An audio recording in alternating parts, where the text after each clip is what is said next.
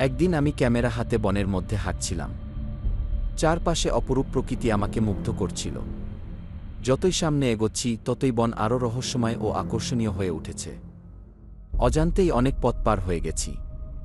হঠাৎ খেয়াল করলাম আমি পথ হারিয়ে ফেলেছি। অনুমান করে হাঁটতে লাগলাম, কিন্তু কিছু দূরে যাওয়ার পর বুঝতে পারলাম আমি আবার একই জায়গায় ফিরে এসেছি। কয়েকবার চেষ্টা করে ও পথের সন্ধান পেলাম না। এইদিকে সূর্য প্রায় ডুবে যাচ্ছে এবং সন্ধ্যা ঘনিয়ে আসছে। আশেপাশে অন্ধকার নেমে আসছে। ভয়ে আমার শরীর কেঁপে উঠল। বসে ভাবতে লাগলাম এখন কি করা যায়।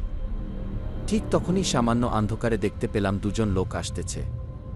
তাদের দেখে মনে সাহস ফিরে এলো। কাছে গিয়ে তাদের আমার পথ হারানোর কথা বললাম।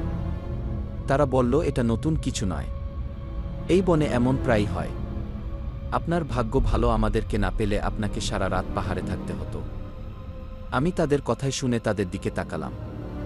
তারা বলল, বনের গভীরে এক ধরনের অশুভ শক্তি আছে।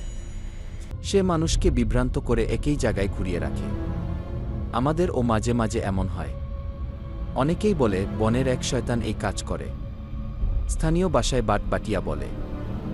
যখন তারা বুঝতে পারে তাদেরকে বাটবাটিয়া নাগাল পেয়েছে, তখন তারা লঙ্গিকে উল্টা করে পড়লে ছেড়ে দেয়। তাদের কথায় গা শির শির করে উঠল। তারা বলল, আপনাদের মতো অজানা মানুষ বনে আসলে তাহলে স্থানীয় গাইড নিয়ে বনে যাওয়া উচিত, নয়তো এমন বিপদে পড়তে পারেন। আমি তাদের সঙ্গে হাঁটতে হাঁটতে কটেজে এসে পৌঁছালাম। মনে মনে প্রতিজ্ঞা করলাম আর কখনো বনে একা প্রবেশ করব না।